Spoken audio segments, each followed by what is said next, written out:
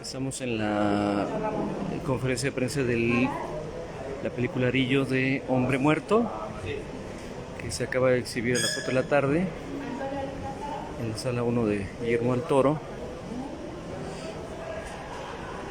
Y ahorita pues están aquí presentes. Si alguien tiene alguna pregunta, a favor de levantar la mano y se le llevará el micrófono hasta su lugar. Y bueno, para comenzar, Alejandro, me encantaría preguntarte a ti, ¿por qué decidiste contar esta historia?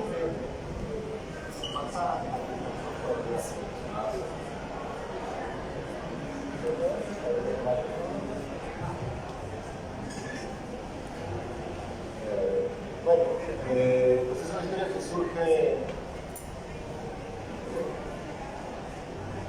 digamos, esto de arranque, que es preguntarse sobre la cotidianidad de una conductora del centro de la Ciudad de México, y pensar en esta dualidad, en esta doble cualidad de mujer que trabaja y mujer que cuida, cría una familia, y imaginar un poco cuál es la rutina e investigar un poco cuál es la rutina de una persona. Una mujer de esta personaje, Dalia, que trabaja en este horario vespertino, sale a las 12 de la noche, cómo la vida cotidiana se reinicia, ¿no? O inicia, digamos, en el momento en que llega a casa. Básicamente ese es el punto de partida, y eso muy rápidamente se conjugó con el tema de los desaparecidos en el país. Se fue configurando con esta idea de tratar de hacer un retrato íntimo de la vida íntima cotidiana de una familia que está pasando por esta situación, y tratar de retratar el dolor de las víctimas desde la intimidad, más allá de la búsqueda de... ¿Alguien tiene, de este lado tenemos una primera pregunta? Sí, José Antonio Monterrosas, de la revista Los Cínicos. Para el director, primero, a mí me gustaría saber, tengo entendido que esta película tiene un rato ya trabajándola, ¿no? Para lograrla. Y hay una, bueno, por lo que vemos también atraviesa la pandemia la película. Pero me gustaría saber en ese sentido cómo, o sea, cómo construyes y cuál es el acercamiento que tienes tú con el tema de los desaparecidos de manera personal. O sea, si toca de alguna manera, de manera personal a ti, si toca de manera personal a ti el tema de los desaparecidos, ¿cómo lo documentas? O sea, más allá de un tema que impacta de manera general. Y eso, o sea, ¿cómo, si de manera personal tú tienes, cómo fue el acercamiento con este tema para poder elaborar esta ficción? Y la otra, bueno, que me parece que es una película que es un tema muy difícil de abordar, y tú estás haciendo una pesadilla de una pesadilla de la pesadilla, de una mujer que del metro pasa, del túnel del metro pasa a otro túnel que no tiene fin.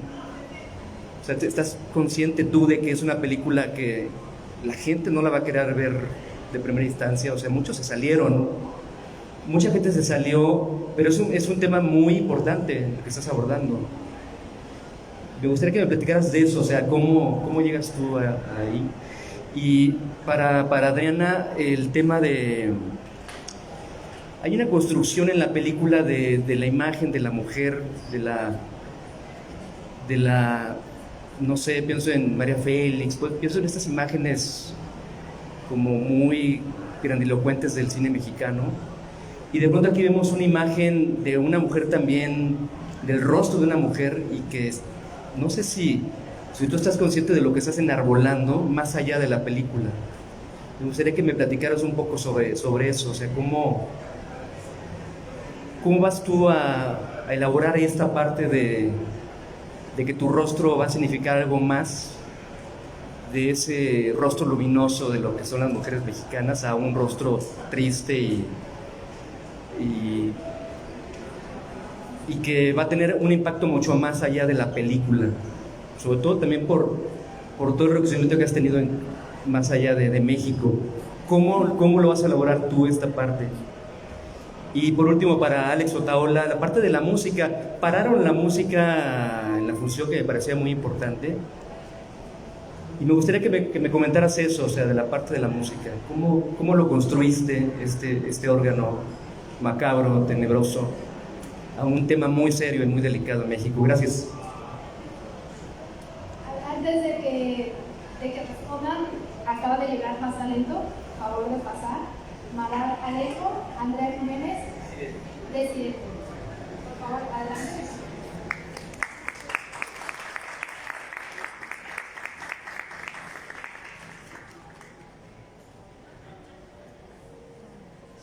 Bueno, gracias por tus preguntas.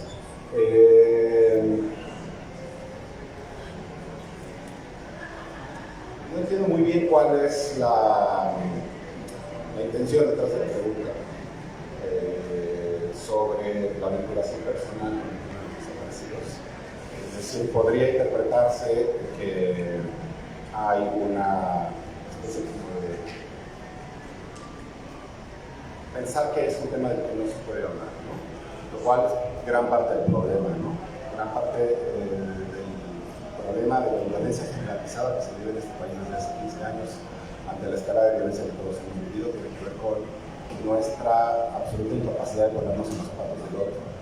Y cómo esa incapacidad lo que ha ido generando son una especie como de pequeños guetos morales, ¿no?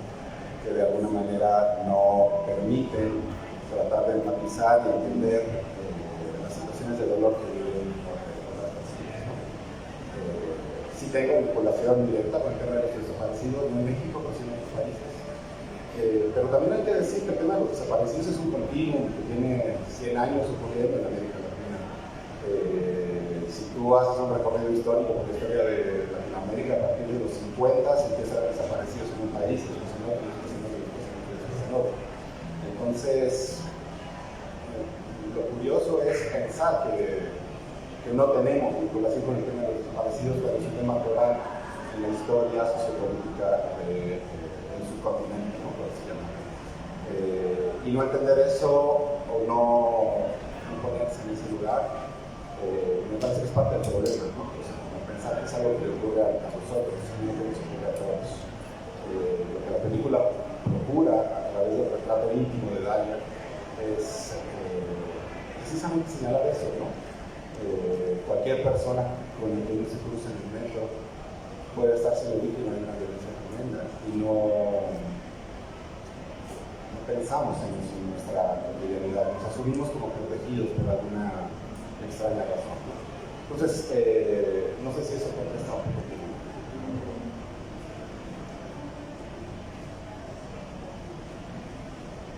Hola, pues no sé si entiendo muy bien. Igual no, creo que no soy consciente de lo que estás diciendo del Narbolón. No sé si lo que quieres decir con la tristeza es como que fuera vean que las mujeres mexicanas somos tristes o algo así. No, bueno. Pero bueno, o sea, esta peli me llamó porque, como decíamos hace rato, hablábamos a Alejandro y yo en otra entrevista, pues es un tema que igual, ¿sabes qué? Siento que es como que, ay, otra vez los desaparecidos, pero es como que pues vas a la calle y ves un montón de hojitas que fueron el día de ayer, ¿no? Entonces, para mí estos temas son importantes de decir, porque de pronto nos hemos vuelto, creo, se ha vuelto el pan de cada día, ¿no? Como que no es como que en el pueblito se perdió un niño y todo el mundo está como, ay, el niño que se perdió, sino ya vamos en el metro, vamos en la calle, a donde vayamos y encontramos hojas, y de pronto eso ha generado cierta también indiferencia, o sea, nos ha vuelto el lugar pues común también, ¿no? Entonces, creo que lo que me gustaba también era hablar de estas personas que se quedan, de los que no desaparecen, pero también desaparecen, y porque de pronto tampoco se les quiere ver, ¿no? Hay distancia con o sea, es como, familiar del desaparecido, es algo que oímos todo el rato, familiar del desaparecido, pero ¿qué es familiar del desaparecido? ¿No? Y cada hojita que vemos es todo un mundo y toda una familia, son mamás, papás, abuelos, etcétera, pues que tienen historias distintas y que van a afrontar esto de manera diferente, y eso es lo que, ese es el cine que a mí me gusta, ¿sabes? El cine en el que empecé con este tipo de historias, y bueno, creo que no estoy siendo consciente de eso que dices, porque igual creo que ni siquiera entiendo muy bien ni cuál va a ser el alcance, ni nada. Simplemente es retratar a una mujer como un montón de mujeres en México que salen todos los días a su trabajo y a querer regresar, ¿sabes? A sus casas también, y a intentar hacer lo mejor que pueda con su familia, con su trabajo y con su vida misma. Y ya. Gracias.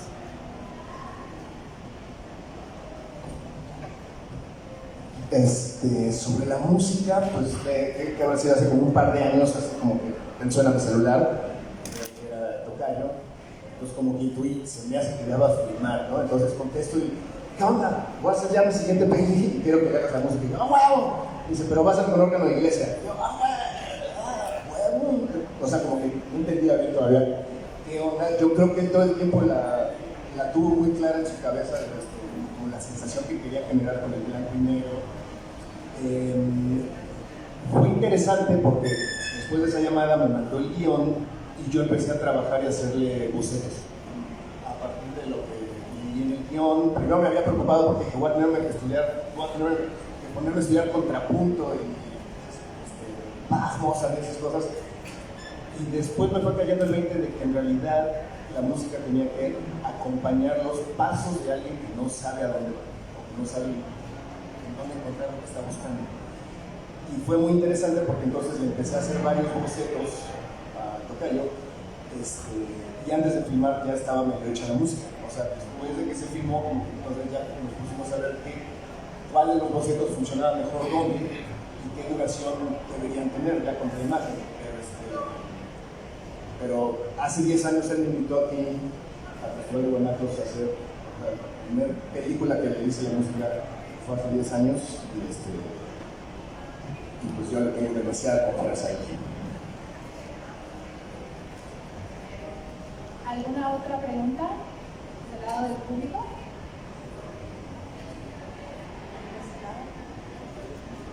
Hola, buenas tardes. Mauricio Layton, de parte de Get Agency, vengo desde Colombia. Primero, pues felicitarlos, que gran proyecto. Mi pregunta son dos. La primera es la fotografía. ¿En qué punto decides cómo contar la historia desde el blanco y negro? Y la segunda, el cast. Tienes un crew increíble. Me encanta la diferencia que tienes como entre los niños, acá le dicen como fresas, entre los niños fresas y los niños como pues, los que sufren, tu personaje, por ejemplo. Y puntualmente otra preguntita, Adriana, la escena cuando estás como en la intimidad, expresas un montón, te felicito. Quiero que me hables un poco de esa escena, cómo la trabajaste. Gracias.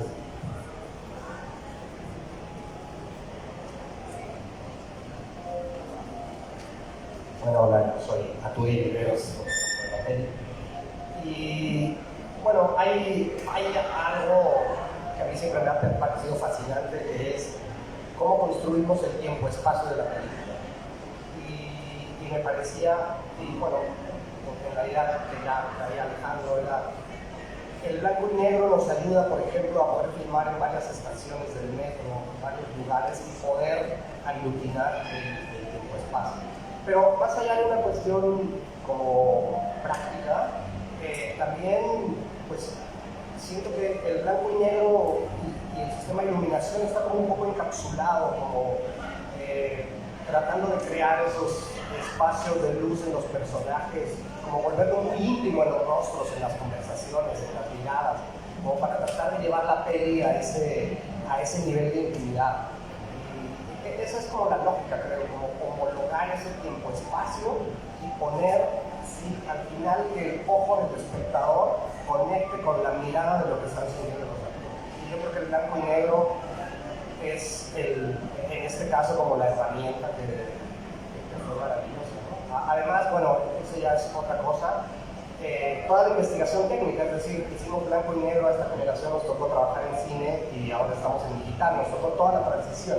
Entonces hay toda una elaboración de cómo lo hacemos en película, cómo funcionaban esos valores, una época de al cine que se hizo en blanco y negro, donde estuvimos en contacto, y cómo la replanteamos y retrabajamos la tecnología para presentar esta versión de blanco y negro. Hay mucha investigación de color y maquillaje, en vestuario, en locaciones, como para después hacer el tratamiento de blanco y negro.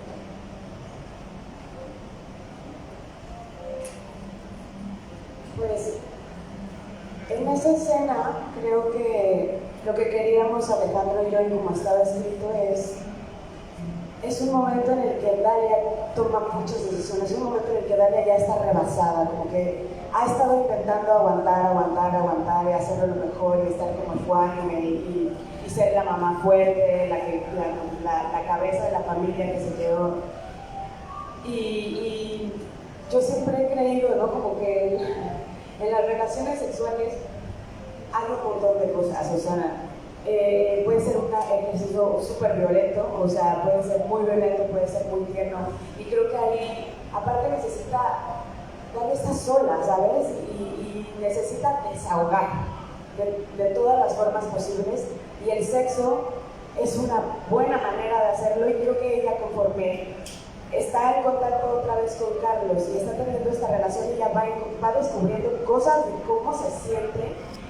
Por eso le hace esta pregunta. Yo no creo que ella llegara ahí con esa pregunta, o a lo mejor le había pasado, pero fue algo que en el contacto con él descubrió, ¿no? Ese momento en el que te desnudas, pero no solamente la piel, sino también te desnudas dentro de la carne, y en el que ella por fin puede como decir, ya no puedo más, es una forma de desahogo. Y la escena al principio no estaba así en el guión, pero yo le dije a Alejandro, como creo que más allá de la violencia que pase con los cuerpos, es importante saber qué le va a pasar a ella, porque en ese momento de la relación está teniendo una transición, o sea, pasó por todas las emociones de esta mujer, y creo que a mí me parecía que era importante como que se viera eso más allá como del acto sexual, ¿no? Y entonces Alejandro estaba como de acuerdo que el acto tenía que estar así.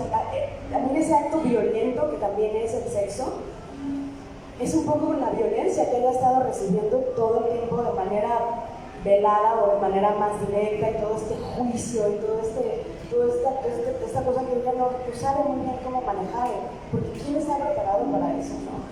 Entonces, pues así fue como al final Alejandro decidió por colocar la cámara y que a través de su rostro pudiéramos más o menos ver o sentir lo que ella está pasando y cómo ella descubre qué es lo que quiere hacer en ese momento, que igual no sabe qué va a pasar mañana, pero en ese momento dice, por lo menos esto tengo que cerrarlo, ya no puedo más, o sea, y por eso se queda sola, ¿no? También los niños se van, es como de, ya no puedo más, o sea, no sé manejar esto, y era una buena manera de demostrar que ni ahí encontró el consuelo de pronto que buscaba. La última pregunta de este lado, por favor. Hola, ¿qué tal? Muchas felicidades por la película, Alex, Juan Pablo, todos los colegas. Quería preguntarte, Alex, si de casualidad hay un comentario medio irónico, como fundamentado en estas ideas de Guy Debord, de la sociedad del espectáculo, de las personas que no estamos inmiscuidas en estas tragedias. El hecho de que el personaje termina participando en un documental se mediatiza y de alguna manera se banaliza para las personas que no estamos viviendo la situación. Para mí un poco lo que, además de lo que compartió el fotógrafo, me di cuenta que el primer fotograma había un arillo, ¿no?, en el flare de una imagen colorida, y después el personaje se mete en un túnel gris que es, pues, la monserga y la burocracia y la tragedia que es vivir como un familiar amputado, ¿no?, por la desaparición.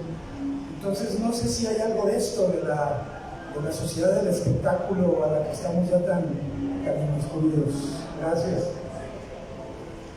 Tiene que ver, hay un conflicto ahí, cada vez que uno hace un documental o un documental, uno está trabajando con gente que está viva y cuyo dolor muchas veces está vivo, ¿no? Y se genera un conflicto ético muy profundo a la hora de construir historias, utilizando testimonios de gente película. Y una pregunta que en las experiencias documentales que yo he tenido, que han sido de muy diversos tipos, siempre surge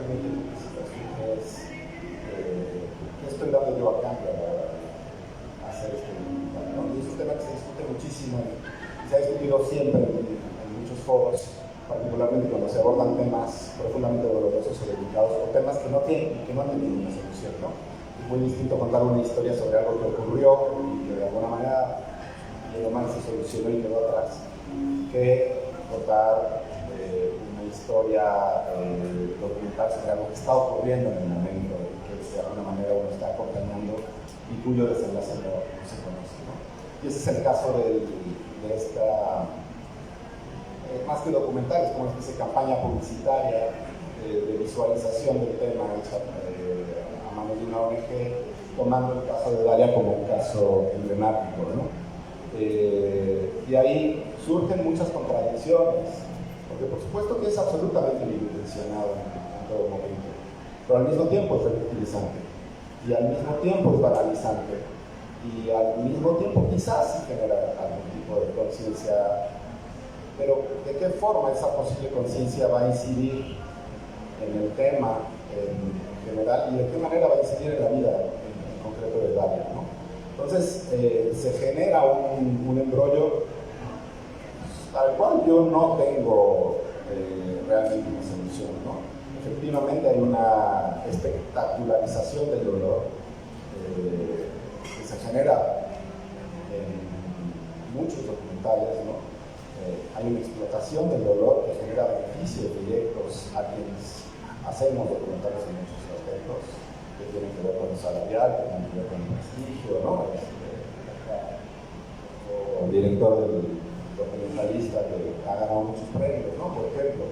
Entonces hay un conflicto ahí latente, ético, que involucra muchas aristas, ¿no? Desde asuntos extractivismo del dolor, por un lado, la idea de los salvadores, ¿no? La idea de los reporteros, periodistas, documentalistas o productores como salvadores del otro, con sus obras. Pero por otro lado también es cierto y es innegable que ponerle rostro al dolor y que ponerle cara a eso puede llegar a generar cierto grado de concientización, ¿no?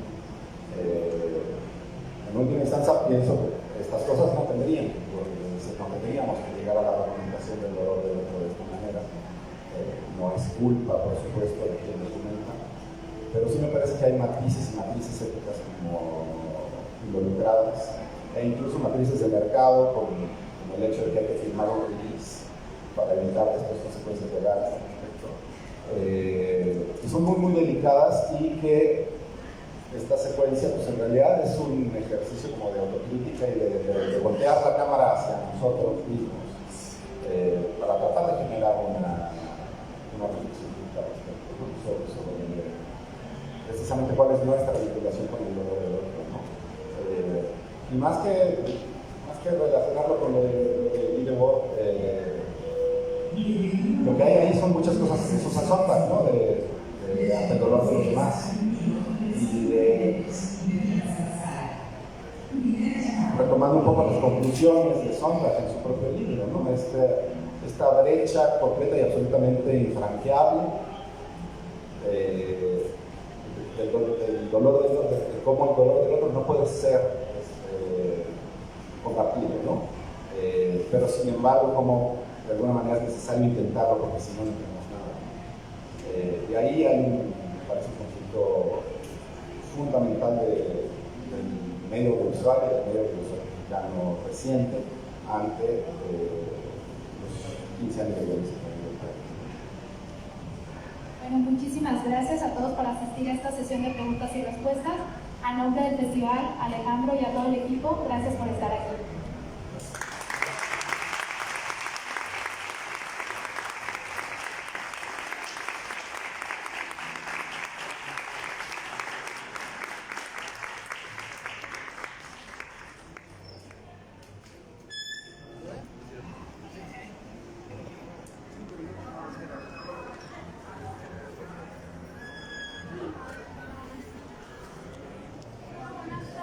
Bueno, la conferencia de prensa de esta película, Arillo de Hombre Muerto,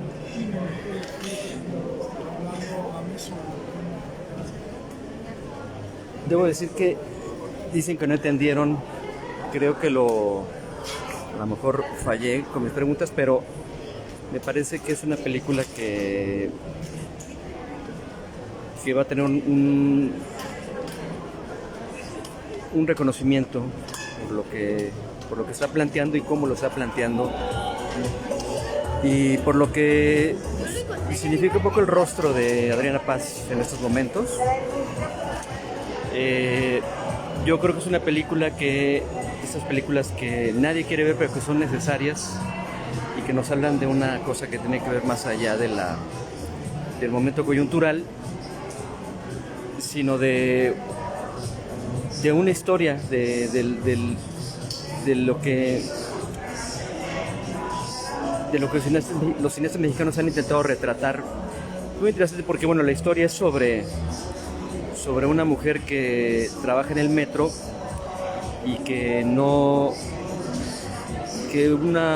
día no regresa su pareja, hombre, que también trabaja en el sistema de transporte del metro de la Ciudad de México. Y entonces empieza a suceder todo este drama, toda esta tragedia que sucede hacia el interior de las familias que tienen alguien desaparecido. Y a partir de ahí empezamos a ver cómo la película empieza a mostrar todas las aristas y los conflictos de esta mujer que es Adriana Paz frente a un sistema indolente que solo trata de evitar que las cosas avancen, ¿no? Porque pareciera que tanto el gobierno como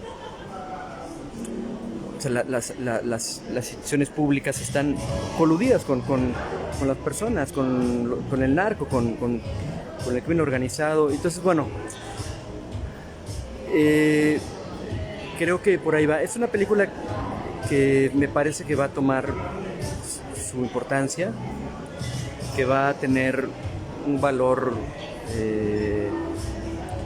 dentro del cine mexicano que creo que pocas películas lo pueden mostrar. La película no suelta, digamos, el tema del dolor que puede pasar una familia de un desaparecido. Mi pregunta era en ese sentido, ¿cómo lo documentas, pues, como realizador? ¿Cómo llegas a esto, pues, de contar una historia que sabes que mucha gente no quiere ver? Porque el tema de los desaparecidos, la gente no lo quiere ver. Y es una apuesta muy difícil, pues, que un cineasta mexicano se aviente a hacer una película así. Me parece que es una película que va a tener cierta importancia, pero no creo que todo el mundo vaya a querer entender lo que está contando ahí. Y me parece que también es una construcción, como ya decía, es como la antítesis de esos rostros en blanco y negro, de estas mujeres de la época del cine, la época de oro del cine mexicano, donde pues había historias en las que se intenta contar historias de amor y historias de romance y estas cosas, y al final, tal vez 50, 60 años después, un director mexicano se le ocurre contar una historia no de una mujer que está viviendo un romance con ciertos dramas, ¿no? Sino está en realidad viviendo un drama mucho más profundo y mucho más cruel, y que viene desde la parte de la realidad. Entonces, bueno, me parece que es una película que hay que ver y que hay que prepararse para poder verla, porque creo que habla de muchos temas, pero fundamentalmente en estos tiempos donde también hay un país donde parece que la gran mayoría está de acuerdo con un gobierno, parece que la gente está feliz con lo que está sucediendo. Al mismo tiempo hay una situación que no ha concluido y que creo que en estos siguientes 6 años se va a recrudecer, y que me parece que esta película va a ser un precedente, un precedente importante en cuanto a lo que vamos a ir entendiendo. Yo le decía a Alejandro Otaola hace rato en otro en vivo que el cartel, por ejemplo, se parece mucho a esta película de Párpados Azules, una película de Ernesto Contreras.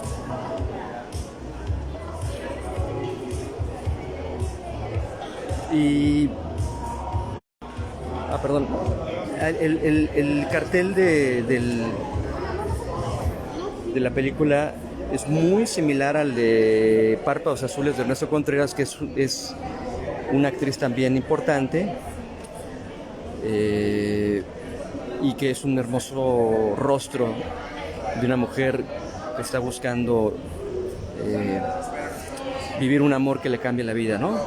Pero en este no, en este estamos viendo a Adriana Paz con un rostro totalmente cansado, triste, y no porque eso esté mal, pero me parece que refleja muy bien lo que se está viviendo en México en cuanto al tema de las personas desaparecidas.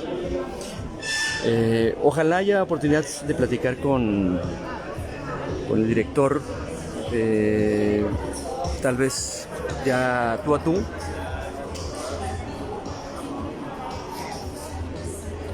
Pero bueno, no, me parece que es una película que atraviesa, pues, mucho más allá de una película que busca tal vez como mostrar el tema de los desaparecidos de manera superficial. Creo que aquí logra cosas mucho más profundas. Y si merece un reconocimiento en el festival, pues me parece que sería importante para poder darle mucho más valor a una película que de entrada nadie va a querer ver, pero que al sentarse y ver esta película transmite cosas que quien ha tenido el infortunio de un familiar desaparecido va a empatar. Y en ese sentido tal vez Adriana Paz no me entendió en lo que me refería, en mi pregunta, pero Adriana Paz recién tuvo un reconocimiento en Cannes, la pasada edición de Cannes, en una película argentina, pero con coproducción mexicana. Y yo creo que con ese reflector que tiene, que en la misma película se habla del rostro de ella cuando la invitan a hacer un documental, y que este documental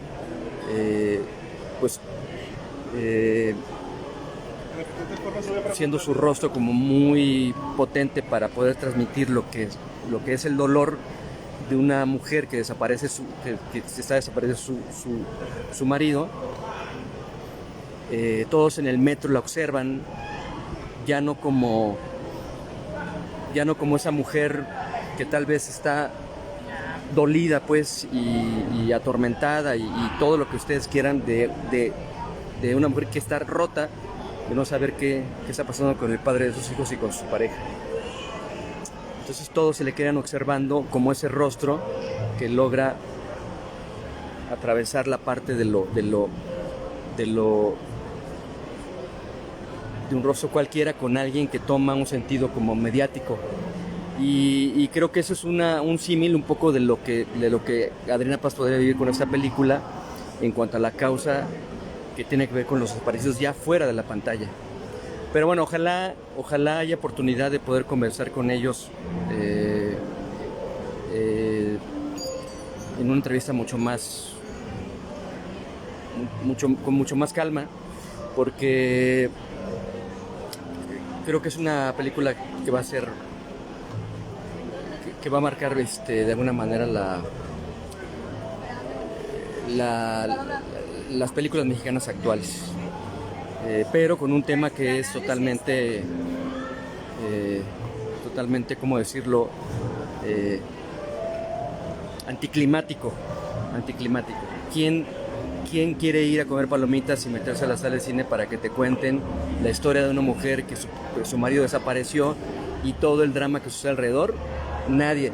Pero la construcción, la fotografía, la manera en que lo está contando, el rostro de la misma Adriana Paz es realmente muy, muy cuidado y muy pensado, y que quien quiera ver realmente una película que creo que tiene algo más que decir, pues se va a sentar a verla. Además, la música de Otala, que es con un órgano que le da un toque fúnebre a todo esto, pues toma todavía más sentido todo esto. Pero bueno, yo invitaría a que la vieran. La verdad creo que sí vale la pena echarle un ojo. Es una ficción, además, no es un documental. Y sin embargo la película aborda pues cómo los documentalistas se meten al tema de los desaparecidos y están en este conflicto, ¿no? De contar una historia, por un lado, y de tener éxito con esa historia, y por el otro, el querer como mostrar pues un tema tan complicado en México que no vamos a poder hacer a un lado en los siguientes años, independientemente de lo que sea. Yo ya lo había comentado en otro lado, me parece que es un tema que no vamos a poder hacer a un lado, por más festivo que haya sido la victoria, digamos, de Claudia Sheinbaum, por ejemplo, ¿no? Pero bueno, no me quiero meter en temas como de posiciones políticas, simplemente en el asunto de que es una deuda que está ahí, más allá de partidos y más allá de personajes. Y me parece importante que esta película pues se esté presentando, me parece que en Sundance primero y ahora acá, en un tiempo en el que lo único que la gente quisiera es celebrar. Eso no lo vamos a poder hacer a un lado, y esta película es una fotografía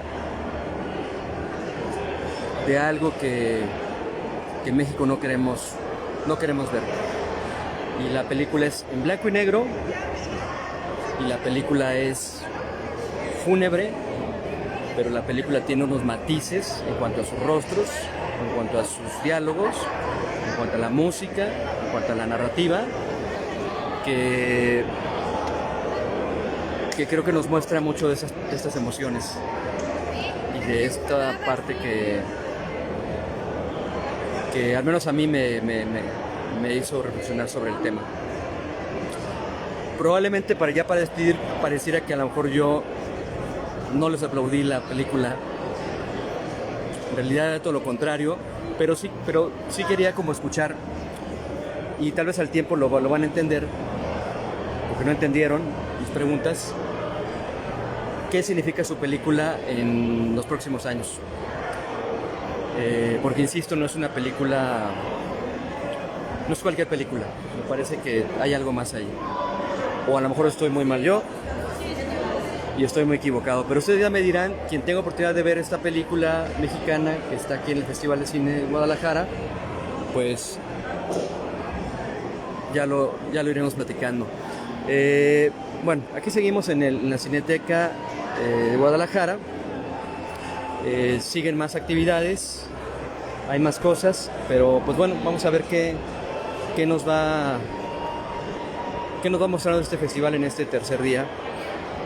Y no quiero irme sin antes mandar un saludo a todos los que están conectados, a Jen Contres, Jennifer, Ale MG, un saludo, a Lugo, mi amigo Lugo,